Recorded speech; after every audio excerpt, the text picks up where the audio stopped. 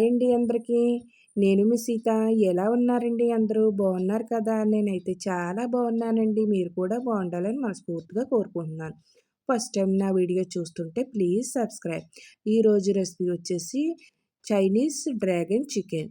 ఎంతో టేస్టీగా ఉండే చిన్నపిల్లలు ఎంతగానో ఇష్టపడే ఈ చైనీస్ డ్రాగన్ చికెన్ని ఇంట్లోనే మనం ఏ విధంగా తయారు చేసుకుందామో చాలా సింపుల్‌గా, టేస్టీగా చేసుకోవచ్చండి. ఎలా చేసుకుందామో చూసేద్దాం రండి. నేనైతే బోన్‌లెస్ చికెన్‌నైతే ఇలా పొడవు స్టిక్కీస్ కింద అయితే కోయించుకున్నానండి. ఇలా కోసుకొని పక్కన పెట్టుకున్నాను. ఉప్పు నీటిలో ఒక అరగంట సేపు నానబెట్టేసుకొని పక్కన పెట్టేసుకున్నానండి. ఇప్పుడు ఒక బౌల్‌లోకి అయితే తీసేసుకున్నాను చికెన్‌ని. అలాగే ఒక ఎగ్‌నైతే బీట్ చేసుకు వేసుకుంటున్నానండి. వైట్ పెప్పర్ పౌడర్ అండి. ఒక అర స్పూన్ అయితే వేసుకుంటున్నాను. అలాగే వెనిగర్‌ను కూడా కొద్దిగా వేసుకుంటున్నానండి. రుచికి తగ్గ సాల్ట్ వేసుకుంటున్నాను. డార్క్ సోయా సాస్ అండి. అది కూడా వేసుకుంటున్నానండి. వేసేసుకొని బాగా కలిపేసుకుందామండి. ఇలా కలిపేసుకున్న దాంట్లో అయితే మనం 2 స్పూన్లు మైదాని వేసుకుంటున్నాను. ఒక 2 స్పూన్లు కార్న్‌ఫ్లోర్ వేసుకుంటున్నానండి. వేసేసుకొని ఇది కూడా బాగా కలిపేసుకుందామండి. కలిపేసుకొని పక్కన పెట్టేసుకుందాం. ఈ విధంగా కలిపేసుకొని పక్కన పెట్టేసుకుందామండి. ఇప్పుడు స్టవ్ వెలిగించుకొని కడాయి పెట్టుకుందాం. కడాయి వేడెక్కాక డ్రీ ఫ్రైకి సరిపడినంత ఆయిల్ అయితే వేసుకుందామండి. ఆయిల్ వేసుకొని ఆయిల్ వేడెక్కాక మనం ఈ చికెన్‌ని అయితే ఇందులో వేయించేసుకుందామండి. క్రిస్పీగా వేయించుకోవాలండి దీన్ని. లో టు మీడియం మంట మీద అయితే లోపటి దాకా కూడా బాగా వేగుతాయండి చికెన్ ముక్కలు. క్రిస్పీగా వేయించేసుకున్న ఈ ముక్కలనైతే ఒక ప్లేట్ తీసుకుని ప్లేట్లోకి అయితే తీసేసుకుందామండి. అలాగే మిగతా ముక్కలను కూడా వేయించేసుకుందామండి. ఇలా ఈ కలర్ వచ్చేదాకా వేయించేసుకుని తీసుకోవాలండి. ము చికెన్ పీసులు అయితే క్రిస్పీగా ఉండాలండి. అలా వేయించుకోవాలి. హై ఫ్లేమ్‌లో పెట్టేస్తే మాడిపోతాయి. అలా కాకుండా సిమ్‌లో పెట్టుకుంటూ వేపుకోండి. ఇవి పక్కన పెట్టేసుకుందామండి.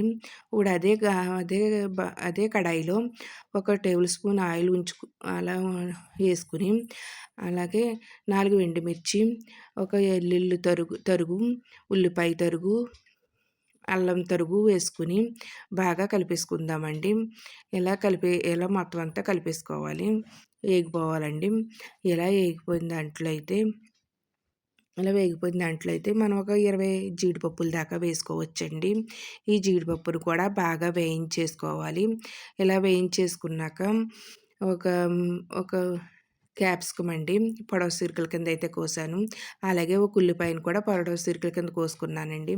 ఇవి కూడా వేసేసుకుని బాగా కలిపేసుకోవాలండి. మగ్గించేసుకోవాలి వీటినైతే.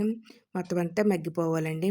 ఇప్పుడు ఈ మగ్గిపోయిన దాంట్లో అయితే మనం రెడ్ చిల్లీ సాస్ అండి ఒక స్పూన్ అయితే వేసుకుందాం.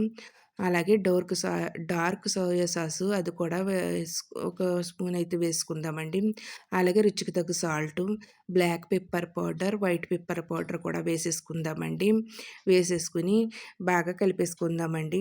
మొత్తం అంతా కలిసేలా కలిపేసుకుందాం. ఇప్పుడు ఇందులోనే కొద్దిగా వాటర్ అయితే వేసుకుందామండి. వాటర్‌ని వేసుకుని కలిపేసుకుందాం.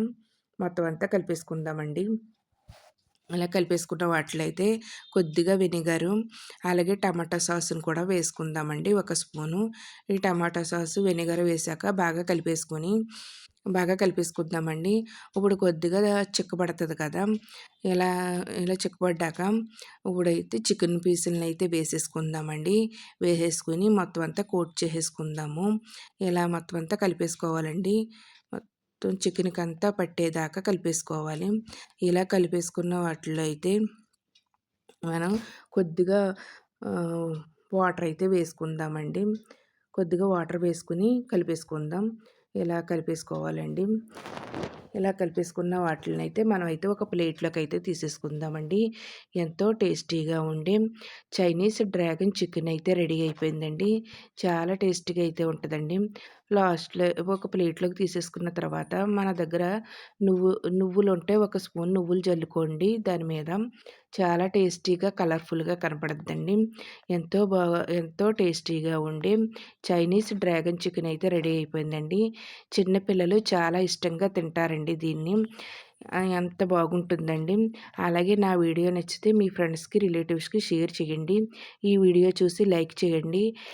ఈ రెసిపీని ట్రై చేసి నాకైతే కామెంట్‌లో చెప్పండి. మీకైతే ఏ విధంగా వచ్చిందో. బాయ్ అండి. నెక్స్ట్ వీడియోలో కలుసుకుందాం.